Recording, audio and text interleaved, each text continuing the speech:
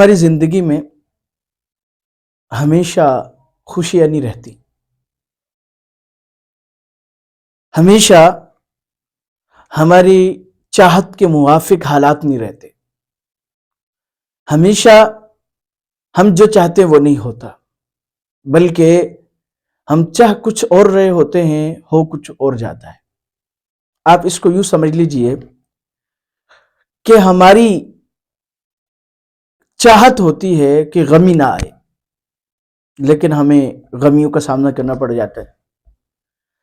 ہماری چاہت ہوتی ہے کہ کوئی آزمائش نہ آئے، لیکن قدم قدم پر آزمائشوں کا سامنا کرنا پڑ جاتا ہے۔ آخر اس سب کے پیچھے وجہ کیا ہے کہ آزمائشیں کیوں آتی ہیں، تکلیفیں، پریشانیاں؟ تو قرآن و حدیث کے مطالعے سے ہمیں جو سبق ملتا ہے وہ یہ ہے کہ ہماری آزمائشیں دو طرح کی ہوتی ہیں۔ ایک تو آزمائشوں کا آنا اس لیے ہوتا ہے کہ ہم بھٹک رہے ہوتے ہیں، کبھی ہم امیدیں اللہ سے ہٹا کر مخلوق سے لگا لیتے ہیں، تو آزمائش آتی ہے کہ بھائی مخلوق کچھ نہیں کر سکتی، رب کرتے۔ کبھی ہمیں تکلیفوں کا سامنا اس وجہ سے بھی ہوتا ہے کہ ہم اللہ تعالیٰ کی عبادات کی طرف سے سستی کر رہے ہوتے ہیں، تو آزمائشیں آتی ہیں کہ بھئی آپ سستی چھوڑ دو۔ یعنی کہ آزمائشیں ہمیں متوجہ کرتی ہیں، اور حقیقت یہ ہے کہ اگر یہ آزمائشیں، یہ تکلیفیں، یہ پریشانیاں نہ ہوں تو ہم اللہ تعالیٰ کو بھول جائیں۔ ہمارے ایک استاد صاحب تھے، وہ فرمانے لگے کہ اگر یہ انسان کے اوپر پریشانیاں نہ آئیں تو انسان فرعون بن جائے۔ پھر فرمانے لگے، میں نے پڑھا نہیں ہے اس لیے تاریخی بات ہے، ممکن ہے، فرمانے لگے کہ 300 سال تک فرعون کے سر میں درد نہیں ہوا تھا۔ اب اندازہ لگائیں، تبھی تو اس نے خدائی کا دعویٰ کر دیا تھا کہ انا ربکم الاعلی، کہ میں سب سے بڑا رب ہوں۔ تو آزمائشیں کبھی ہمیں متوجہ کرنے کے لیے آتی ہیں، ہمیں یہ بتاتی ہیں کہ آپ پٹری سے اتر گئے ہیں، پٹری پہ چڑھ جائیں عام طور پر۔ اور یہ کیفیت بعض اوقات مایوس بھی کر دیتی ہے انسان کو، یعنی اکثر طور پہ انسان متوجہ نہیں ہوتا اللہ کی طرف جو اس وقت کے حالات چل رہے ہیں، بلکہ اسباب کو تلاش کرتا ہے، دوسری چیزوں کی طرف جاتا ہے۔ مثال کے طور پہ جیسے اگر کوئی انسان دنیا سے فوت ہو گیا، اب قریبی تھا، غم آیا، پریشانی آئی، لیکن ہونا کیا چاہیے تھا کہ بھائی اللہ نے اس کو بلا لیا، میری بھی باری آنی ہے تو میں متوجہ ہو جاؤں۔ ہوتا کیا ہے، ہم کہتے ہیں یار یہ تو شوگر کا مریض تھا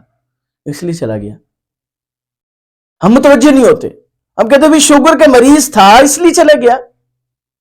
یہ اس کو کیا ہوا بھائی، یہ دل کا مریض تھا، ہارٹ اٹیک ہو گیا، چلا گیا۔ یعنی جو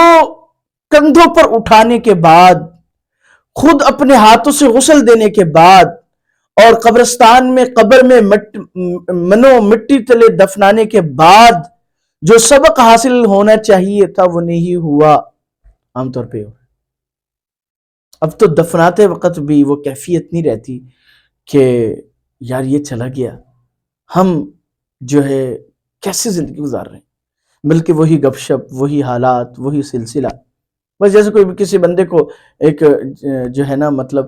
پنجابی میں کہتے ہیں مگرو لانے والی گل ہے، مگرو لا دی تھا، بس بات ختم ہو۔ اور دوسری قسم آزمائش کی، انسان کو اللہ بڑے درجے عطا کرنا چاہتا ہے، یہ امید کی کیفیت ہے کہ انسان کو اللہ تعالیٰ آزمائشوں میں لاتا ہے، اس سے بڑا درجہ مل جاتا ہے، اس سے بڑا درجہ مل جاتا ہے، اس سے بڑا درجہ مل جاتا ہے۔ کیونکہ بعض اوقات انسان کی جو عبادات ہوتی ہیں، جو محنت ہوتی ہے، اس کی وجہ سے وہ رتبہ نہیں پا سکتا، لیکن اللہ اس کو آزمائشوں میں مبتلا کر کے اس کو اس سے بڑا رتبہ عطا کر دیتے۔ چنانچہ اب یہ رجب کا مہینہ چل رہا ہے، حضور علیہ الصلوۃ والسلام کو معراج جو عطا کیا گیا، اس کے پیچھے بھی جو ہے علماء کہتے ہیں کہ ایک ریزن، ایک وجہ یہ بھی تھی کہ آپ علیہ الصلوۃ والسلام کو پے در پہ